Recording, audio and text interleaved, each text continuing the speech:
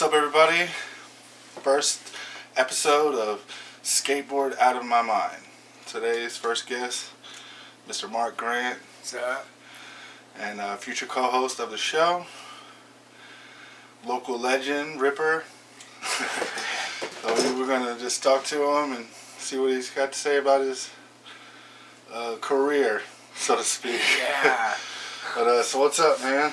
Man, whatever y'all want to hear, I'm ready to give it. But I guess I'll start off with my first skateboard. I remember I was 4 years old, and my grandpa sent me a skateboard. He lived in Missouri, Yeah. and I lived in Tennessee, and he sent me a skateboard. It was an old fish board, and it was like 1999, and he sent it to me, and I was in there and watching my brother watch the Tony Hawk Pro Skater video, like trying to learn how to ollie and everything. Yeah. And then I was like, man, I want to do that. I set my board down and like third try I ollied, and my brother was like, oh dude, what? He's been trying it for like a week, so he kind of started mentoring me more than skating. Yeah. And I'd say maybe about 10 years old is when I started actually skating though. You know, I learned how to ollie and like kind of didn't really mess with it. It was a little kid thing. And then when I got to about 10 years old, I met Matt Murphy from Millington, and Jason Perry, and then I started skating with them. And Anthony Jordan, we called him the Walmart King, because he used to always skate on these Walmart boards and like go down all the sets we was going down and everything, Yeah. dude, killing it. And man, I don't know. I just took it from there and was like, hey, I like this sport. Dude, I want to keep doing it. Like, it's something cool. You know, everybody got along real well, and everybody was really cool, family oriented. And it was nice. Yeah. So how did you try and like, I don't know, think about like trying to get good? Like, you know, where we live, there's not really a lot of stuff to skate. And, like, we didn't have that skate park. I mean, I don't think the skate park was built when you were like just coming up. No. So like, how did you like? Where did you go to like skate? Man, well, the bank in Munford was like, that was where everybody went. We'd wax up the little curbs and everything. Kel Milliken and Shane and all them, and we'd skate around all day. Really, just in Munford, like just skating off curbs and stuff. Just trying our best to like take what we learned on flat ground off of little curbs. I probably didn't even like think about doing a stair set until I was about 13 or 14. I saw that's when the Munford skate park opened, and I saw everybody going down the Euro, like, you know, using the bank, the flat. Yeah. And I was like, oh snap, that looks fun. I want to try that. So after I tried that, Matt took me into Millington. Actually, that was when I was 13. He took me into Millington, and everybody was hitting gaps and stuff all day. And I was like, man, I want to do that, but I can't. I don't think I can. You know, I was kind of scared. And he took me to, you know where Boat Wright's Pharmacy is? Yeah. Right behind that, there's that gap right there, the old people's home. Yeah. And yeah, I hit that gap, and it took me like 3 tries, 4 tries, something like that. And he was like, oh, you're a Millington kid now. Everybody was stoked, you know. And after that, it kind of took it away for stairs with me. I just started skating the mess out of some stairs, and man, just learning how to do everything, really, like, everybody said look up tutorials and everything on YouTube, but that really didn't work with me. I had to learn it on my own. Like, just have to go out and do it. Yeah, you can only learn so much from somebody telling you to do something, and then you gotta try it yourself. Yeah. So like, when you, okay, I guess we go with the cliche question. Like, when was like your first kickflip? Like, everybody is so hung up on kickflips. So like, when like was your first kickflip? Like, how soon after you started skating did you learn your first kickflip? Man, probably like 2 years, honestly. I was stuck on frontside 180s for so long, bro. I thought that was the coolest thing ever, is a frontside 180. And like, I started trying to learn how to do kickflips maybe like a year after that. But I had this problem, like, every time I did it, I would just like, you know how people just let the front foot go off and they just land with the back foot? Yeah. I never knew what was going on, and like I still to this day don't know what was really going on. You know, Matt was just like, dude, just try it stationary. And I was like, all right, cool. And he was like, just commit. I was like, all right. So I tried it maybe like 5 times, and I landed it, and that first kickflip land, you know, I was like, everybody was all static. And then the first gap I ever kickflipped, though, that was Boat Wright's. Again, I went over there and kickflipped that, and I was like, oh, I'm taking it to Boat Wright's, you know. The small town gap. It was a gap like, I don't know, probably like 3-4 foot gap, you know. Yeah. So what was like your biggest influences like coming up? Because like you're like kind of like the younger generation of skating. So like Yeah. who was some of your influences growing up? Dude, this might sound so lame or whatever. I don't know. A lot of people hate on him, but Ryan Sheckler to me was like, I mean, he was a badass. Like, Ryan Sheckler was the shit, yeah, you man. can't deny it. Everybody back then, though, they wanted to make fun of him because he was a little pretty boy and everything, you know, and everybody was like, oh, he getting what we deserve or whatever. You know how people are. They just hate. And, he's still ripping it dude, today, he shreds, man. dude, He's yeah. one of my favorite skaters. I don't care. He's one of my favorite skaters. Yeah, so Sheck and P-Rod, after I saw that, well, he came out with Street Dreams a little after I learned about him, but when he came out with Street Dreams, I was stacked on that. I was like, yeah, I'll watch that. I'll probably know like every line from that video. Yeah. And then Mark Appleyard, man, he was sick. And then he's an old school ripper too. Yeah. He's sick. That's what my brother was 7 years older than me, and so like I grew up with his skate videos and shit. So yeah, you had some of that old school influence. Yeah. Into it. So. Yeah.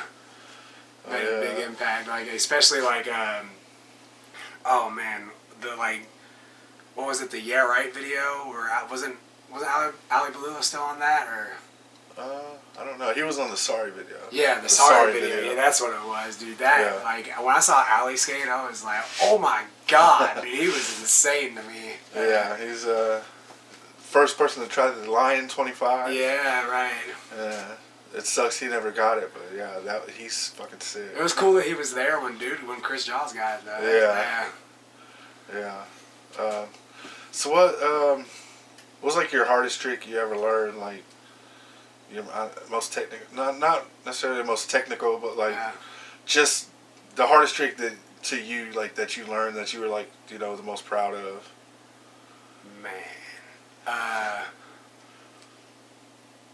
Man, the one that was the hardest, I'll come back to that, but the one that I was most proud of was Nollie Casper Flip. Like, I learned Nollie Casper Flip, I started doing that everywhere. I was like, oh, snap, this looks so cool. Everybody was like setting Casper Flips and skate. I don't know why, like, I could never do a Casper Flip regular, but I tried it switch, and it worked out. I was like, yeah, dude, and I did it Nollie, and that was my favorite way to do it, because you get that jump back with it. Yeah. Yeah, that was it right there. I think the hardest one, though, still to this day, the hardest one is a hard flip for me, man. Like, I see people pop that, and, like, it's a one-time trick for me. Like, I landed, like, once that day, and I'm done. Like, that's it on hard flips. Yeah, it's, I never even came close to landing those. I just... That was, like, another impossible for me. I was just like, man. Oh, my God. Okay, so that's a little secret. I've never landed an impossible. Like, I don't get them. Yeah, I don't get them either. Like, it's just the way you have to set. Some people set up like they're doing an ollie. Yeah. Some people set up with their front foot on the front of the board and back foot on the back of the board. Yeah. Their board's just like bending so much, and they just flip it around. But I never could. I mean, I tried it a bunch, but I didn't even ever come close to it. So it's just like, fuck it. Why don't keep trying this shit? Yeah, right. Or Bryant Smith, we were skating the other day, and we did a slow-mo on his hard flip. We were skating with our hands in our pockets. It was like 30 degrees, and we was like playing Battle Royale, seeing who could land the first trick with our hands in our pockets. And he did it impossible. It looked so tight with his hands in his pockets, but we did it on slow-mo, and his front foot didn't do anything, literally. It just, like, came up, and everything else was his back foot, everything. I was like, I don't know how to do that, though. But, when you were coming up, did you ever hear about, like, because I want to talk about it. I mean, I'll probably talk about this at another time, too, but, because, like, you knew some of the people, like, did you hear about, like tripseven? Yeah, definitely, yeah. Yeah. What did you think? Because, like, some people, like I had people, like, come to me, like, oh, y'all on a real team and all that, and I'm like, we never said we were. Right, it was kind of a real team. It was a friend thing. We were just, like, a friend thing. Like, what did you think about that? Like, I thought it was awesome, because I was into, like, man, when I was younger, you remember Andrew Kelly or Wesley Kelly or any of them, Landon? Yeah, they had that team Relentless they was trying to put together and everything, you know, and we always heard about tripseven, and then what was Matt and Jason, the FWF, Four Wheel Freedom and stuff like that. You know, yeah, everybody was doing all that stuff, and then there was Andrew Blackwood and Faith. Zach Mauser, Faith, yeah, Faith skate team, bro. There was a bunch of them out here, and there was like a little bit of rivalry, but it wasn't like. Yeah, that's what I wanted to get to. Like, did you hear like everybody like so many people like messaged me on MySpace. Yeah. And they were like, "Oh, tripseven's going down. Like, we're taking over." And I was like, "Who the fuck are you?" That was Faith, wasn't it? It was like Faith, and then it was like I think people that roll with like Matt Murphy and shit. Yeah. And I was like, who is this? Like, did you hear about like all hear about the beef and shit? Yeah, like, dude. The invisible beef, I get like their beef. Yeah, exactly. Their beef, because like, you know, we're from Millington, so like we moved out here in the Tipton County later, so like we were always like in Millington, so like everybody else is like from out here. Yeah. So it's kind of like, I don't know who you are. Yeah.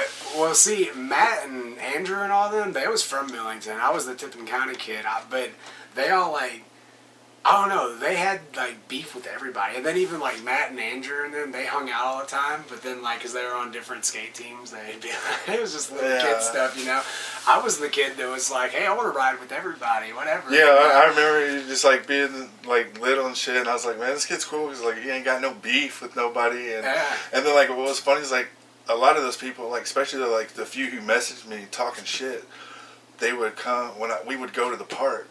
They would be like, "Oh, hey, what's up, man? Hey, what's up?" Yeah, and I'm exactly. like, now you want to act cool and shit, but then I leave, you're gonna talk shit again. Yeah. Like I just always thought that was funny, and like I didn't know like if you knew heard about all that. Oh yeah, I always shit. heard about that shit because, dude, I was the little kid, you know, so everybody was like, I guess they just felt like they could tell me everything, and I wouldn't tell, which I never did, you know. It was like, whatever, that's your business. I was the little smiling kid. I was just ready to skate, you know. So everybody else, though, they had their little beef problems and whatnot, and I was just like, especially like how skaters was always on bikers' asses and shit about riding with them. Like, I always liked Mike Green, you know. He was a badass ripper. He still rips to this day. He's crazy as hell. But Shane, he's both. Yeah, like, he skates exactly. and bikes, and it's, you know, he rips. And it's like everybody just has to find that one thing to have a problem with. It doesn't matter what you're doing. It's skating, basketball, firm work, anything. Like, everybody has a problem with something that somebody does. They all have a problem, but then like when you're all in the same place at the same time, that problem seems to fade away. Yeah, quickly. It's like behind the keyboard, it's like, oh, okay, I get. They call that. I mean, I'm not trying to talk shit about nobody or anything. We're just talking about like what happened. Right, it's all in the past. Yeah. Like, I mean, there's no hard feelings. It's laughable anybody. now. It was laughable then. Yeah, it was laughable then. Yeah. Like for me, I was like, we never said we were like some pro skate team. Like that's what we called ourselves. Yeah, so, you know, and we couldn't. I honestly didn't even know anybody knew about it. Like, so I was like, what the fuck? I remember, man, when I was like 10 and 11, 12 years old, that was like the big team. Like, everybody was just like, oh, tripseven. Everywhere you went, people was talking about tripseven, dude. Yeah. It was a pretty big team for a minute, especially, like, everybody, they thought it was pro. Like, you know. I don't know where they got it from. I mean, I made T-shirts for a little while and sold some and all that, but other than that, like, I don't know why the hell anybody thought. When you're ripping, dude, when you're ripping, people think something. It was really cool, though. Yeah. So you used to, well, I guess not you, but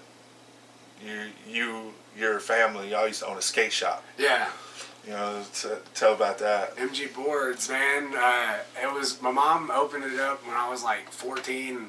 I was actually, she kind of like meant it to be like a almost rehab thing for me, because she caught me doing like coke and stuff with this older woman, and she was like, oh no, you know, she flipped out, made me come home and everything.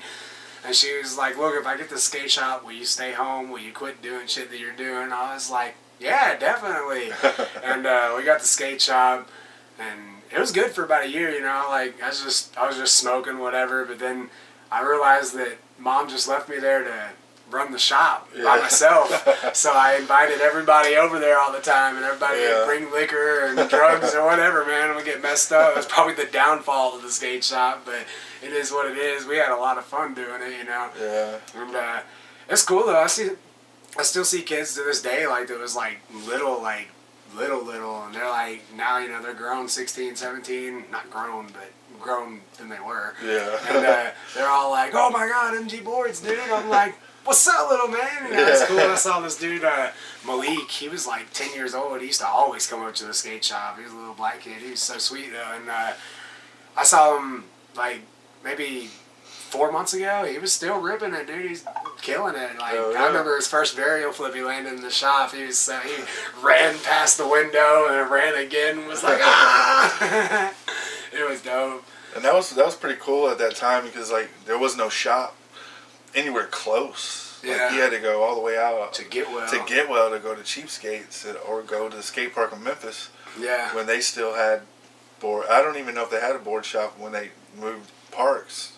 No, when they were up Trinity. When Spam closed down, they had CBS still open for a while right behind O'Charlie's. Yeah. Right over there by the mall and shit. Oh yeah.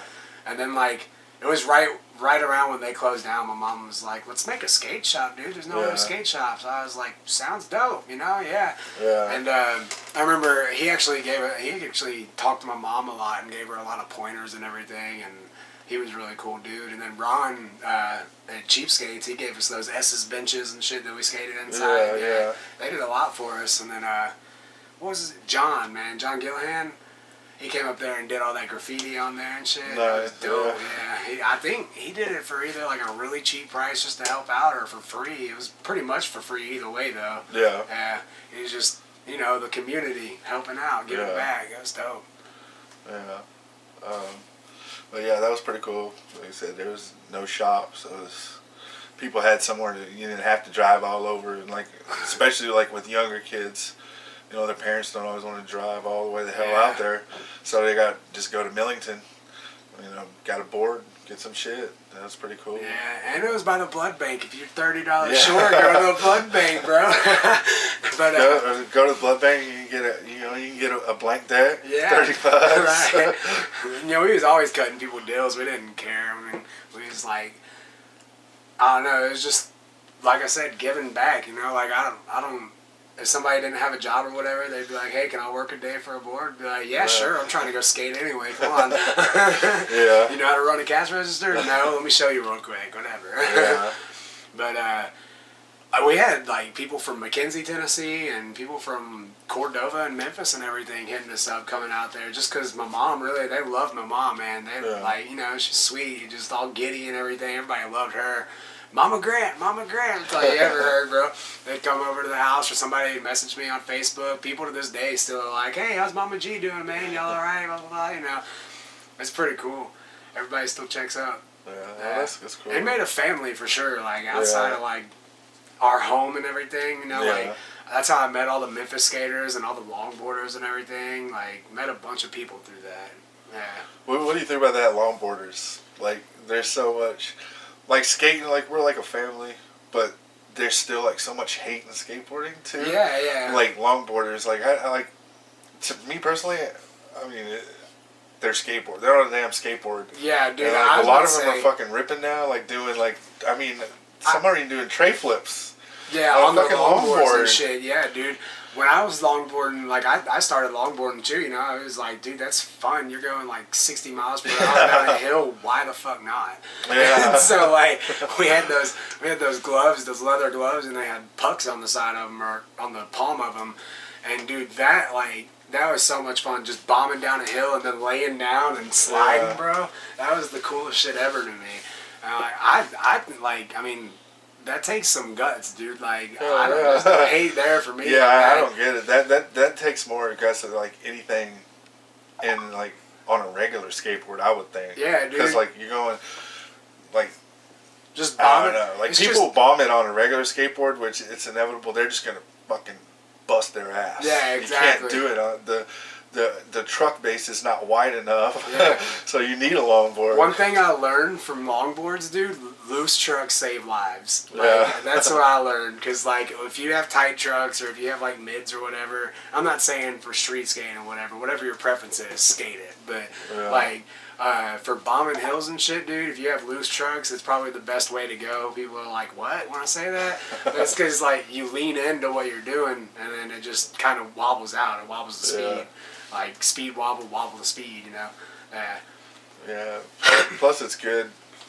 I guess, like, when you get older, sometimes you just, like me, I need to get my fat ass on a longboard because I like losing all my tricks and getting just too old to try and, like, huck myself down anything anymore. So yeah, dude. Oh, yeah. I see, like, I'm only 23, but, like, I remember when I was, like, 15 and Joe Temple and you guys were skating, you know, y'all was getting to, like, 26, 27 and shit like that.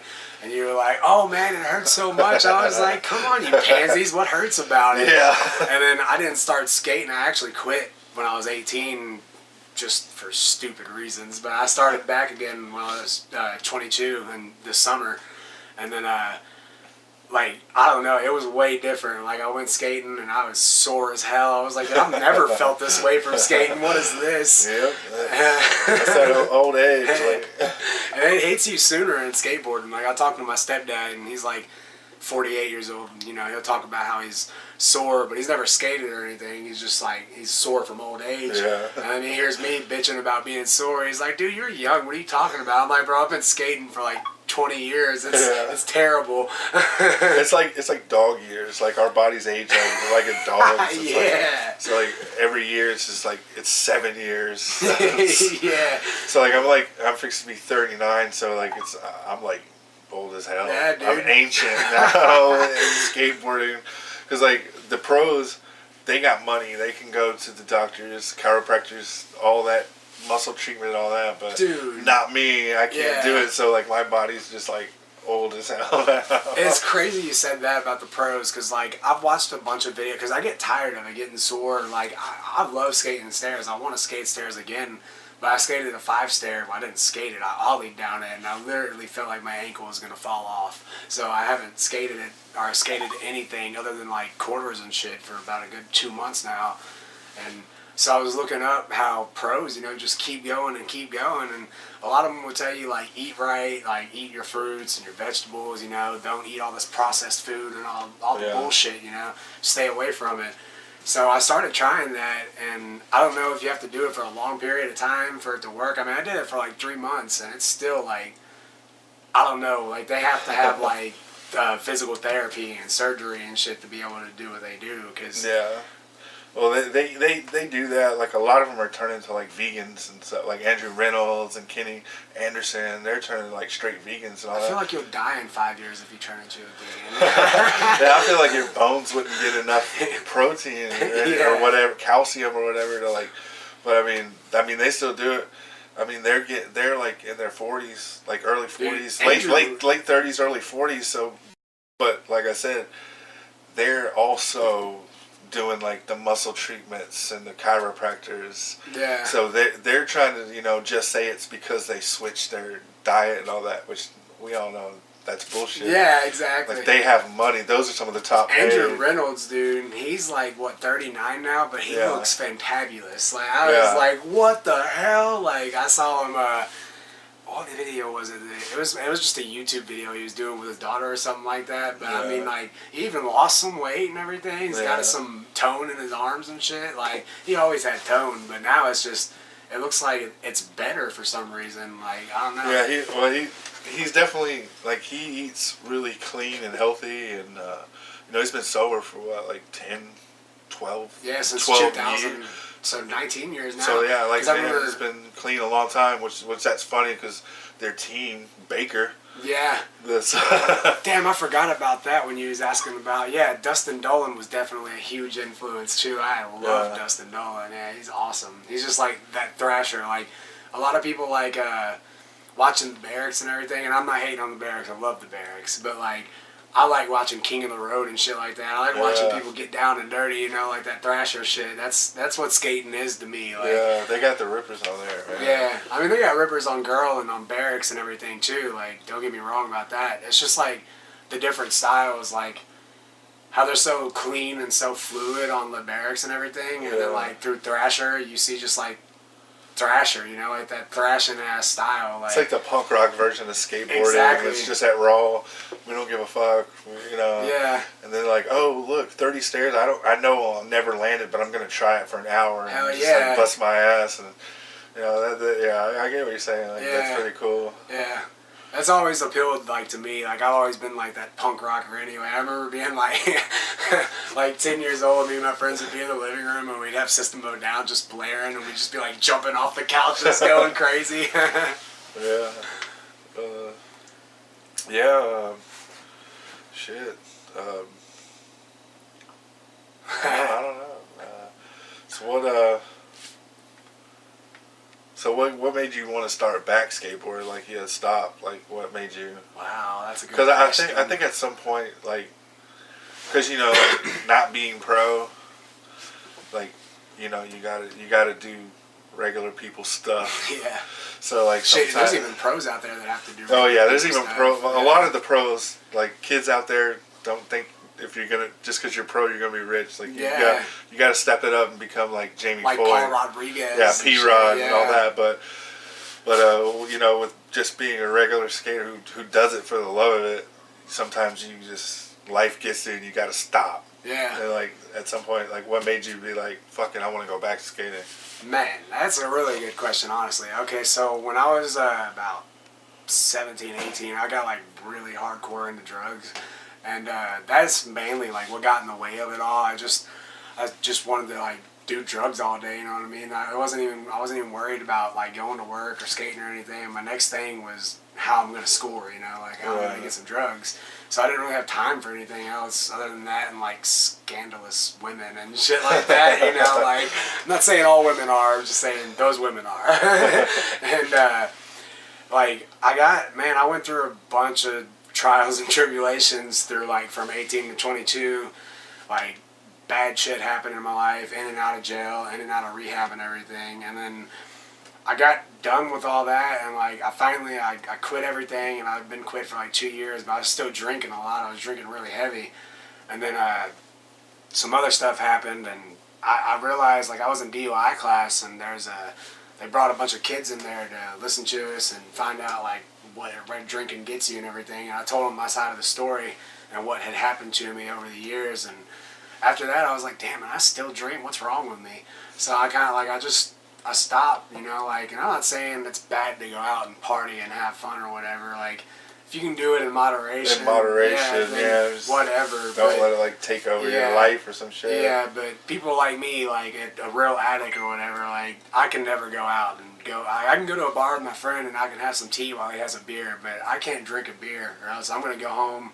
I'm gonna get a 12-pack. I'm gonna chug that shit, and I'm gonna try to drive to the store to get another 12-pack. And you know that's stupid. You're not supposed to do that and look out for people. You know all that.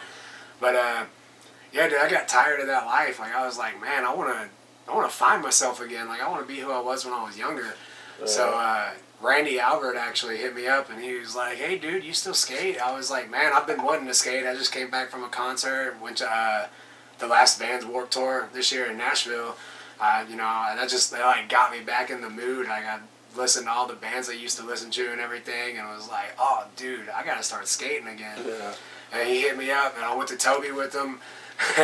And I was trying to do shit like I used to. I was falling everywhere, eating shit, you know. Yeah, I feel that. And then that, like, even eating shit though, like that day, like just falling and everything, I was like, the love of skating was back in me. I was like, dude, like I hit my head and was like, yes, like you know, it was something that I missed. Yeah. And then after that, I just kept skating and skating again. Like I don't think I'll ever quit again now. Like yeah. I mean. Unless, like, I have a prosthetic. Well, fuck that. There's prosthetic leg people out there and everything running marathons and, yeah, fuck that. Skateboarding, too. Yeah, exactly. You go back and look at John Comer. Comer, I think, is his last name. I think that's how you say it. But, yeah, he was, like, one of old school guys from like the early '90s, Oh, and he had a prosthetic leg. no. Yeah. And like one video I didn't know, like when I first seen him, I think it was on like a 411 or something. I didn't know he had a prosthetic at first, and because he had long pants on and he fell, and I guess the leg came undone, so it looked like his leg it was just like dangling there in the pants, and I was like, what the hell? And so then like another video I seen, like he had the prosthetic, and I was like, oh, okay, cool, that makes sense. But yeah, even with the prosthetic, man, fuck it, you could do it. Yeah, exactly. I mean, hopefully it won't come to that. Like, right.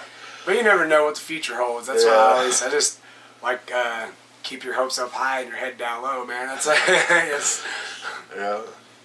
So what's like your biggest influence in videos? Like your favorite video, I guess, like the video that gets you most hyped that you can watch over and over and over. Man, definitely. It's actually a recent, well, not too recent, but in 2012, the Bacon Destroy, maybe, or when Terry Kennedy did his own music and everything on it, the Fly Society shit. Baker Has a Death Wish. Was it Death Wish? I thought okay, yeah, that one dude, was was sick, bro. Yeah. Theodis Beasley, like he came out shredding, like I mean he was always a shredder, but that video right there, he proved himself, dude. Like hitting a laser, then a switch Biggie Hill down that 13 shit. I was like, oh my god, that was amazing. Yeah, that shit was, it was sick. I was sad that Dustin Dolan didn't have like more parts in it, but he was filming for Vans then, so I went and got that video. I was like, I gotta see Dustin skate. Recently, though, I saw the new Element video, dude, with Evan Smith and Brandon Westgate and all that. Oh, my God, dude. They're sick. That video is... man, I just got back into the scene not too long ago, so, like, a lot of those guys, like, over the last few years, so, like, a lot of those guys I haven't heard of, but, like, you know, the big ripper ones, they always are going to be known, so it's like, I've been, like, trying to catch up over the last few years, like, who the hell are these guys? But they're, like, man, they're sick. This new generation is just like... Even the underground people, like Vinny Bond and... Yeah, like Carlos and... Carlos and Vinny Bond, they definitely deserve to be pro. Yeah, exactly. Like, real pro. Yeah, like not like...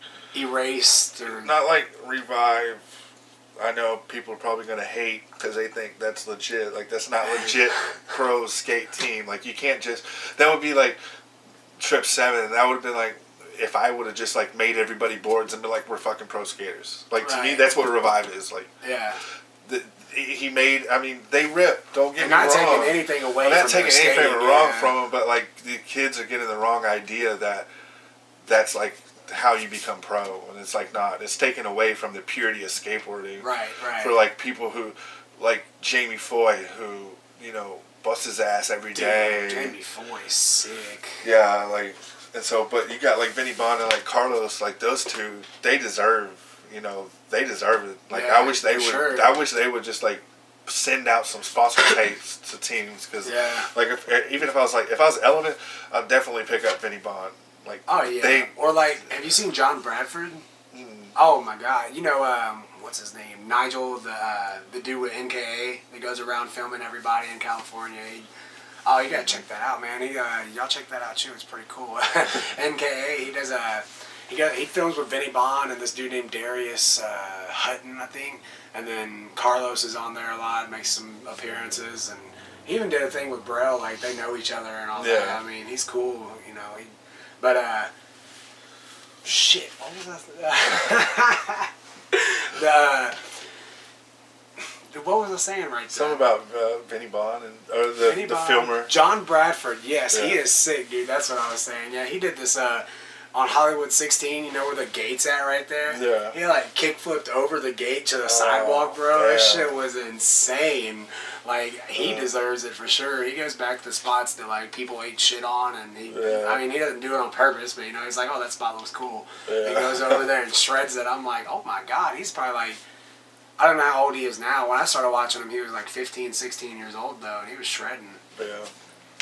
Yeah, it's definitely a bunch of new up-and-comers that, like I said, a lot I haven't even heard of. I'm just, like, getting, like, it's taken a long time. I took, like, a long break from skating, so like, when I came back, I was like, who are these guys? And I know, I'm still man. talking about like Chaz Ortiz and everybody like that. Yeah. But that's, I mean, those are the ones who make an impact. Like, that's what you got to do in skating to make longevity. You know, when people are still talking about you, like I said, like I could go on about skaters from like the late '80s, early '90s, right? You know, very early 2000s, and you know, but I don't.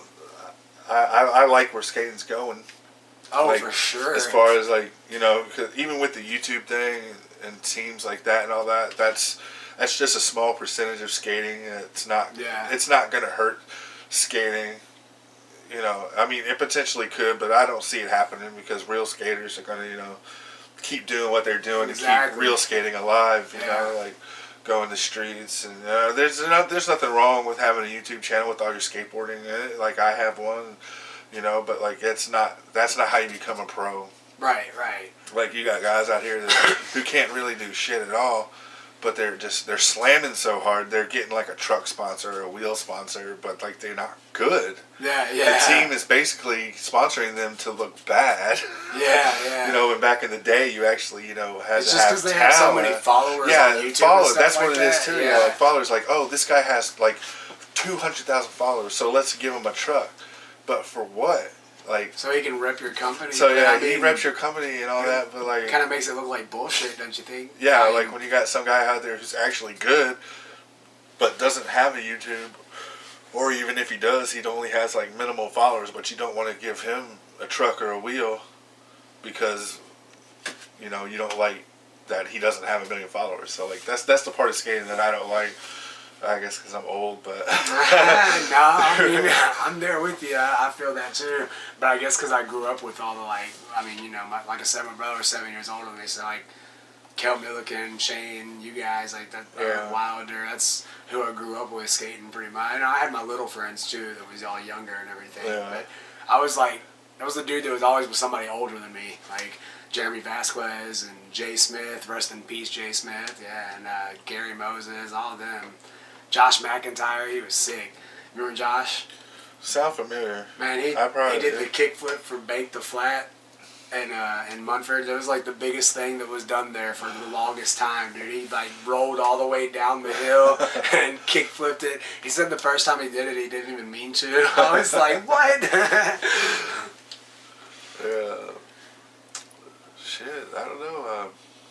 What else? What else you want to talk about? Or Bro, I don't know. There's so much to talk about with skating. You can just talk about anything with skating. Like, I'd say, I don't know, like, there's, like, these new, there's some movies on, like, Amazon and shit like that. I was just watching some, like, skate movies or whatever. Some of them are pretty shitty, honestly, but don't let that portray skating. There's also, though, Street Dreams. That was, like, one of my favorite movies. I still haven't seen mid-90s. I want to see that so bad. Yeah, I want to see that. Yeah. Like, it looks, from what I've seen, it looks pretty accurate. Like, people can say, oh, well, you know, like, that little kid wouldn't be doing that and all that, but, yeah, he would be doing that. Dude, like, in the 90s, like, we did that shit, like... Yeah. You know, like, I was, like... I wasn't in the 90s, but I was in the early 2000s being that little kid. Yeah. You know? Like, I was that little kid for sure. We did that. Like, in skateboarding, unfortunately, there is that part of... You know, that part of it is part of the culture on some of skateboarding. Not all of it, you know, because it can go both ways. It can either lead you down the bad path or it can lead you down the right path. Right. So, but like... It's pretty much up to the person. It's up to the person, yeah. Because it all started out, you know, just as like rebellion. So it's like it's always had that like rebellious phase. And in the 90s, it was just like raw. And it was like almost like skateboarding died off for a little bit, like it did in the 80s. Yeah. It like... Well, when it died off in the 80s, you know, it kind of carried on to the early 90s, so it was like underground and shit, and, you know, it was just raw, people were just skating, it wasn't about all, they kind of took the fame away from it, from like what Gator did in the 80s, when he went overboard with like Vision and shit. Yeah. And so that's what kind of like the 90s, that's why it, you know, it kind of... You know, that's what a lot of it was, you know, drugs and stuff like that. Yeah, everybody was like, oh, we can't let our babies do that, which, I mean, is understandable for sure. But, like me, like, you know, I chose a different path than a lot of people did. I started doing drugs and whatnot, but, I mean, that was my choice. Like, it wasn't anybody that influenced me to do it. I remember if anything, it was more of my family that influenced me to do anything than that. You know, like besides my mom, but like. Shit, I remember I went to the skate park. I was like 15 years old, and everybody like saw that I was like leaning more towards drugs and everything. They all like came out the skate park and stopped me and like sat down for like a little intervention and shit. Like skaters care about each other. Nobody wants you to do drugs and everything. You know. I think I even at one point I was like, oh man, I was like, I hope you get clean and do that. And I remember when you came out of jail. And you came back skating, and I was like, "Oh, what's up, man?" And you were like, "Oh, I'm clean and all that." I was like, "Oh, that's good, man." I remember like when you got clean and shit. I was like, "Hell yeah!" It was a journey for sure. Like, I mean, dude, there was like 3 years in and out of jail just doing stupid shit, and it wasn't even like most of it was just felon on probation. Like, I could have stopped all of that. I was just too blinded. I just wanted to keep doing drugs and. And then by the time you get into jail, like after a year and a half, you're like, fuck it, I'm just going to jail, man. You get that mentality. Then once you get tired of it, some people don't get tired of it, which is sad, but once you get tired of it, you're like, nah, I'm not doing this anymore, man. That's why, like, this spring semester, I got into college and everything. Like, I'm tired of doing construction. I'm tired of doing all that shit. And, like, I was like, I want to do something else. I want to make a difference. That's what I wanted to do when I was little. Let's get back to that. Like, yeah. Like Nick Moore, man. I mean, he grew up, and I mean,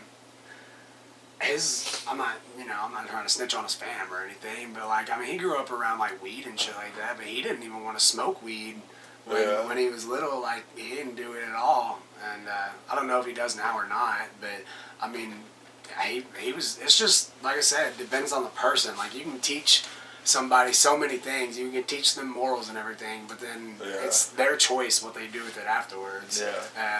And I think it is sad that like about that part of skateboarding, and it'll deter people away from it. And it'll make some people who's really young, their parents won't let them, but like there's also like a lot of skaters, they're getting clean,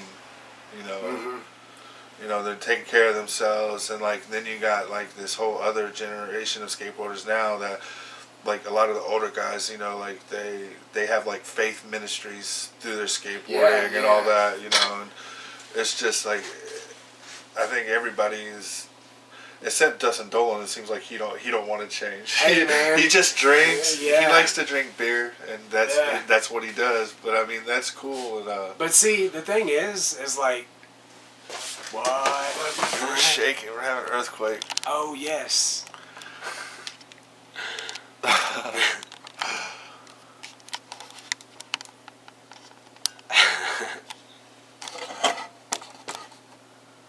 Oh, this is fucked up. I don't know what's going on with it. Someone started the washer, bro.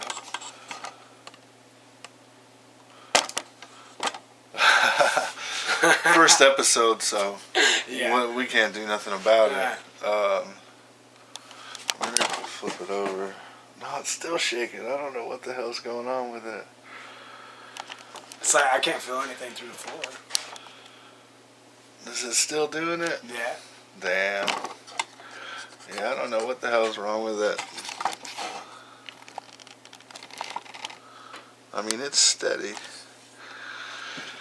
I think we're running out of time anyway on the camera. Well.